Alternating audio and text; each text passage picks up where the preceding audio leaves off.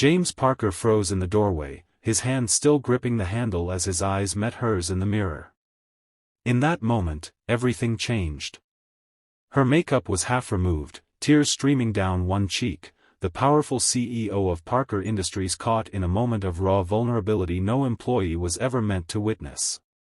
"Please," she whispered, voice breaking, "don't tell anyone you saw me like this."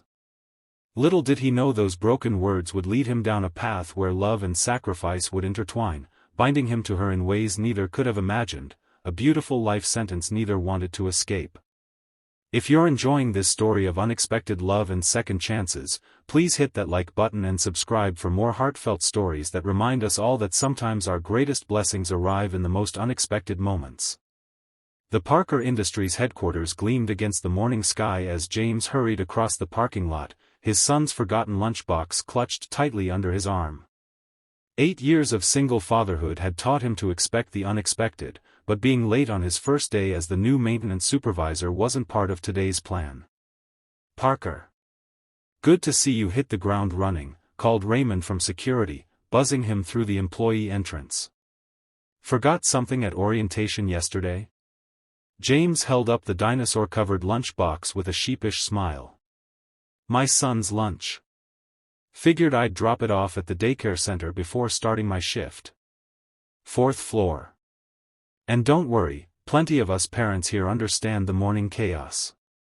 The company's on-site daycare had been the deciding factor when James accepted the job. After years of juggling unreliable childcare arrangements while maintaining their modest home, finding steady work with benefits and a safe place for 6-year-old Ethan felt like winning the lottery. After dropping off the lunch and receiving a tight hug from his dinosaur-obsessed son, James made his way to the maintenance office. The position wasn't glamorous, but it paid well enough to finally give Ethan the stability he deserved since losing his mother to cancer 4 years ago. His first week passed in a blur of fixing thermostats, replacing light bulbs, and learning the building's complex systems. James barely glimpsed the upper management that occupied the top floors. Their world seemed galaxies away from his basement office and tool cart. Until Friday evening changed everything. Most employees had already left for the weekend when James received an urgent call about a leak in the executive bathroom. He'd been planning to pick up Ethan early, maybe stop for ice cream on the way home, but duty called. The executive floor was eerily quiet as he wheeled his cart out of the elevator. The plush carpeting muffled his footsteps as he navigated toward the reported problem. Following protocol, he knocked on the bathroom door. No answer. He knocked again, louder this time. "Maintenance. I'm coming in to fix a reported leak." Still nothing. James pushed the door open slowly, tool belt jingling softly at his waist. "Hello? Maintenance." The words died in his throat. Alexandra Reed, CEO of Parker Industries, known throughout the company for her steely composure and razor-sharp business acumen, stood at the sink, one side of her face immaculately made up, the other bare and streaked with tears. Her blazer was draped over a chair, leaving her in a silk blouse with one sleeve rolled up, revealing what looked like a fresh bandage. Their eyes met in the mirror. James immediately averted his gaze. "I'm so sorry, Ms. Reed. They called about a leak." "Wait," she said, her voice barely audible. "Please, don't tell anyone you saw me like this." It wasn't a command from a CEO to an employee. It was a plea from one human being to another. "Of course," he said, still looking at the floor. "Should I come back later?" She took a shaky breath, seeming to gather herself. "No. There's water coming from somewhere under the sink. I was just..." She gestured vaguely at her face, then winced as she moved her bandaged arm. "Are you hurt?" James asked, professional concern overriding his embarrassment. "It's nothing," she replied automatically, then sighed. "Just a small burn. Kitchen accident this morning." James approached cautiously, setting his tools down. "May I take a look? I have first aid training." She hesitated, then extended her arm. the bandage keeps slipping. He examined the poorly wrapped bandage with gentle hands. This needs to be redone. I have supplies in my cart if you'll allow me. She nodded, a flicker of vulnerability crossing her face before her professional mask slid back into place. As James carefully rebandaged her burn, he couldn't help noticing the tremor in her breathing. Alexandra Reed, the woman featured in business magazines and feared in boardrooms, suddenly seemed profoundly human. "Thank you," she said when he finished. "You're new, aren't you?" "James Parker, ma'am. Started Monday as maintenance supervisor." "Parker," she repeated, a ghost of a smile touching her lips. "No relation to the company, I assume?" "No, ma'am. Just a coincidence." She studied him for a moment. "Well, Mr. Parker, it seems you've caught me at a distinct disadvantage. Not many people see the CEO hiding in a bathroom having a minor breakdown." "I didn't see anything," he assured her, returning to inspect the leaking pipe. "Except a plumbing issue that needs fixing." As he worked beneath the sink, she surprised him by sitting on the tiled floor nearby, her back against the wall. "Rough day," he ventured, focusing on the pipe. "Rough year," she replied with unexpected candor. "Sometimes I wonder if any of it is worth it." James tightened a connection, choosing his words carefully. "I can't speak to running a company, but I know something about difficult years." "You do?" He nodded, still working. "Single dad. Lost my wife 4 years ago. There were days I couldn't see a way forward." He paused, wondering if he was overstepping. "But there always is one, even when you can't see it yet." A long silence followed, broken only by the sounds of his tools. "I have a board meeting in 30 minutes, she finally said. "They're voting on whether to replace me with my ex-husband's preferred candidate."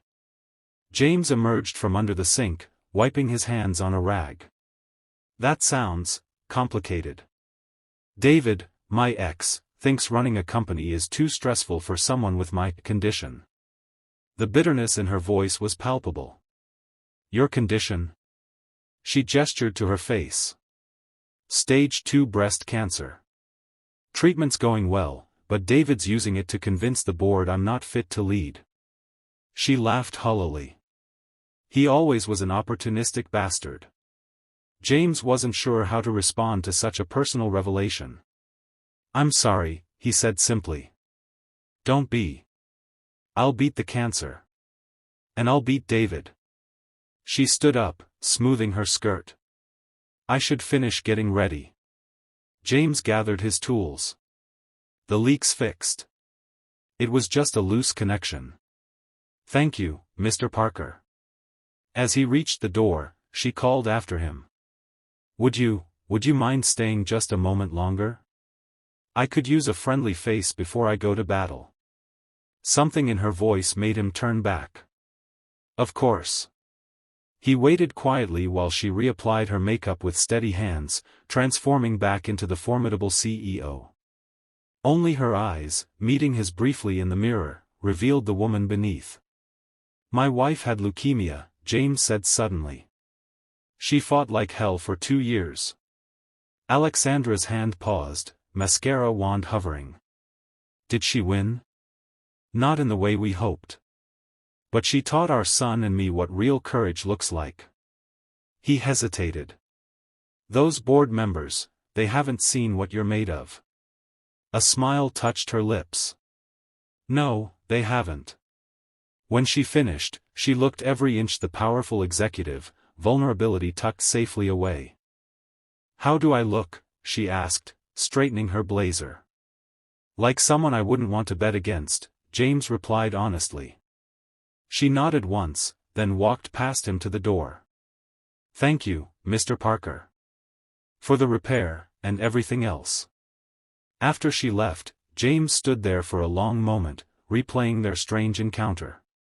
Something about Alexandra Reed, her strength, her vulnerability, her determination, resonated with him in unexpected ways.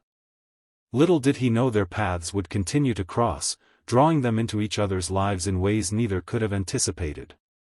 That evening, as James tucked Ethan into bed, his phone buzzed with a text from an unknown number. "I kept my job. Board voted 8-2 in my favor. Thank you for reminding me what fighting looks like. A.R." James stared at the message, wondering how she'd gotten his number and what it meant that she'd thought to text him with her news. Something warm settled in his chest as he typed back. "Congratulations. They made the right choice." The following Monday, James found a small package waiting on his desk. Inside was a dinosaur figurine and a note, "For your son." A mother at the daycare mentioned his love for prehistoric creatures.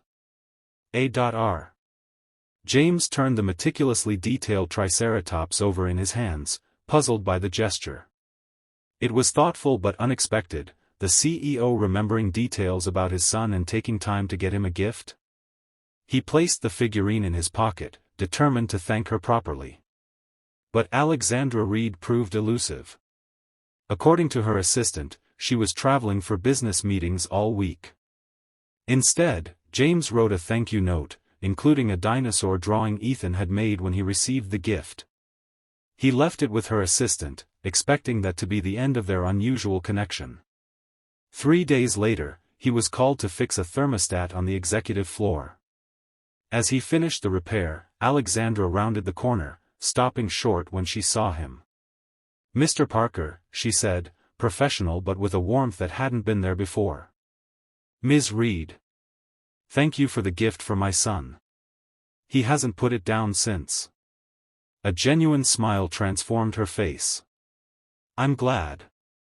Your note, and his drawing, brightened a difficult day of negotiations. An awkward silence fell between them, neither quite knowing how to navigate this strange space between employer and employee, between two people who had glimpsed each other's vulnerabilities.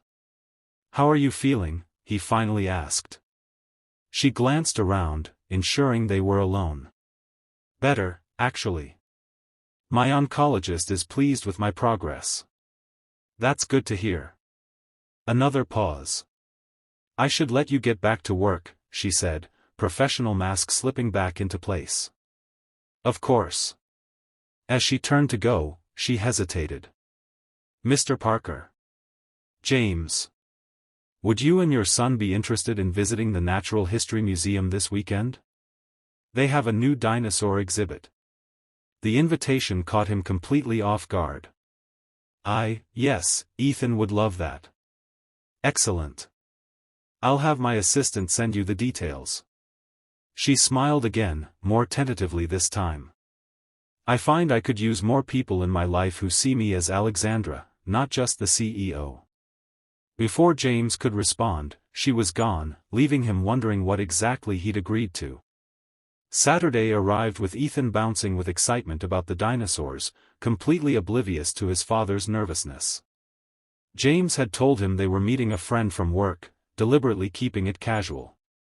How did one explain to a 6-year-old that the CEO of the company had invited them to a museum? Alexandra, she'd insisted he call her that, was waiting by the entrance, dressed in jeans and a simple blouse, her hair loose around her shoulders. Without her power suits and the context of the office, she looked younger, softer somehow. Ethan, initially shy, warmed up quickly when she knelt to his level and asked detailed questions about his favorite dinosaurs. By the time they entered the exhibit, he was holding her hand and chattering excitedly. "You've done your dinosaur homework," James observed quietly as Ethan ran ahead to press his face against a display case. "I may have spent some time on Wikipedia," she admitted with a smile. "It's been a while since I've interacted with children." "You're a natural." She looked away, something unreadable crossing her face. "That's kind of you to say." Throughout the afternoon, James found himself studying Alexandra when she wasn't looking. Outside the office, away from the pressures of her position, she laughed more freely, her eyes lighting up at Ethan's excitement. Several times, he caught her watching him with his son, a wistful expression on her face. After ice cream and a visit to the gift shop, where Alexandra insisted on buying Ethan a ridiculously large dinosaur book, they walked toward the parking lot. "Thank you for today," James said as Ethan examined his new treasures on a bench nearby. "I haven't seen him this excited in a long time." "I should be thanking you," she replied. "This is the most normal I've felt in years." Something in her tone made James ask, "Why did you really invite us today?" She considered the question, watching Ethan.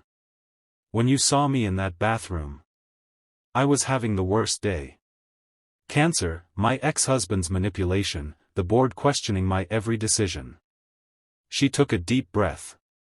"But the way you spoke to me, not as the CEO, just as a person who was struggling, it reminded me there's a world outside those glass walls where real things matter."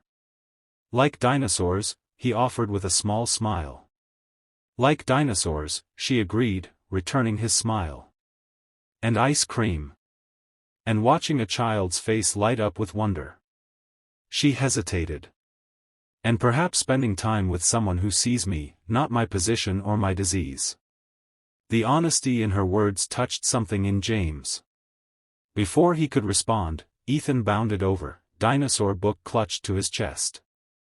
"Can Alexandra come over sometime and read my new book with me?" he asked, looking between them with hopeful eyes. James watched a complex emotion cross Alexandra's face, pleasure mingled with uncertainty. "I'd like that very much, Ethan," she said softly. "If it's okay with your dad." Their eyes met over Ethan's head, and James found himself nodding. "I think that could be arranged." What began that day evolved slowly, carefully. Alexandra joined them for pizza and movie night the following Friday. James fixed a leaking faucet in her condo the week after. They exchanged texts, awkward at first, then increasingly comfortable. She sent him articles about dinosaurs for Ethan, he sent her photos of his son's latest drawings, often featuring a woman with long hair alongside the stick figures of himself and Ethan. At work, they maintained professional distance, though sometimes they passed in hallways and shared secret smiles that felt like a language only they understood. Rumors inevitably began, but Alexandra handled them with characteristic efficiency, making it clear that her personal life was not corporate business. 2 months after their museum visit, James waited in the hospital corridor while Alexandra underwent her latest round of treatment. She had asked him to come, confessing that she usually faced these appointments alone. Ethan was at school, unaware of where his father was or why Alexandra sometimes needed to rest during their weekend activities. "You should tell him," she said later as James drove her home, her body weary from the chemicals fighting to save her. "Children understand more than we give them credit for." "I don't want him to worry," James replied, remembering how his son had processed his mother's illness. "He's already lost one important woman in his life." The words hung between them, acknowledging what neither had directly stated, that Alexandra had become important to both of them. That evening, after tucking Ethan in, James returned to Alexandra's condo with soup and bread. He found her curled on the couch, wrapped in a blanket despite the warm evening. "You didn't have to come back," she said, though her eyes betrayed her relief at seeing him. "I wanted to." He set up their simple meal on the coffee table, sitting beside her. "How are you feeling?" "Like I've been hit by a truck," she admitted. "But my doctor says the tumor is shrinking. One more round after this, then surgery." James reached for her hand, finding it cold despite the blanket. "You're going to beat this." She turned her hand to intertwine their fingers. "I know. I have more reason to fight now than I did before." The admission hung in the air between them, weighted with meaning. James felt the same way, the gradual reshaping of his world to include her, the careful hope blossoming despite his fears.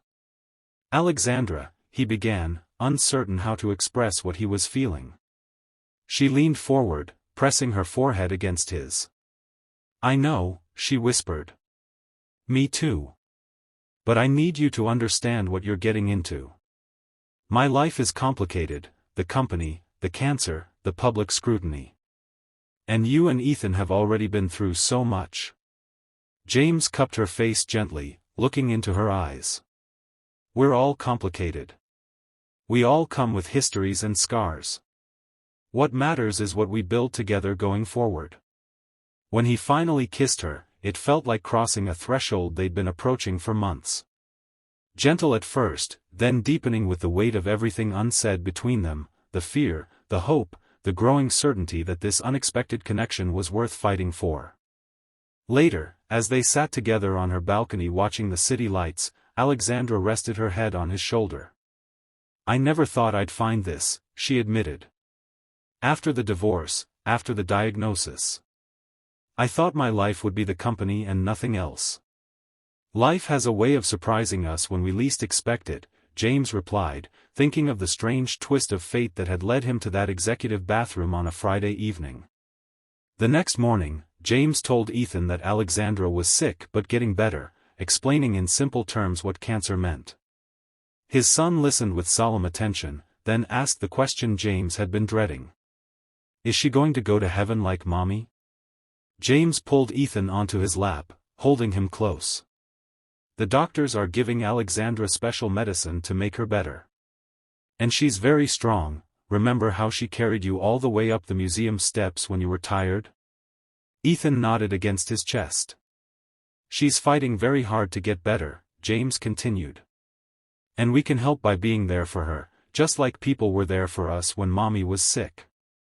That afternoon, Ethan presented Alexandra with a carefully drawn picture, a dinosaur wearing a superhero cape.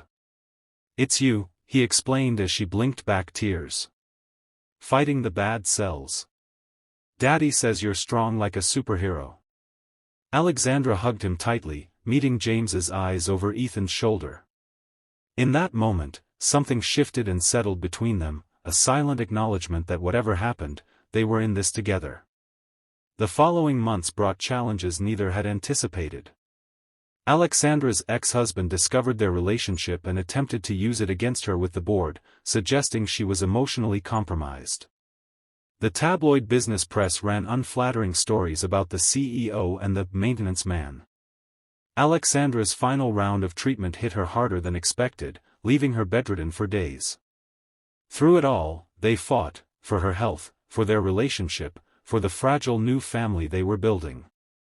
James attended board meetings at Alexandra's request, standing silently at the back while she demolished her ex-husband.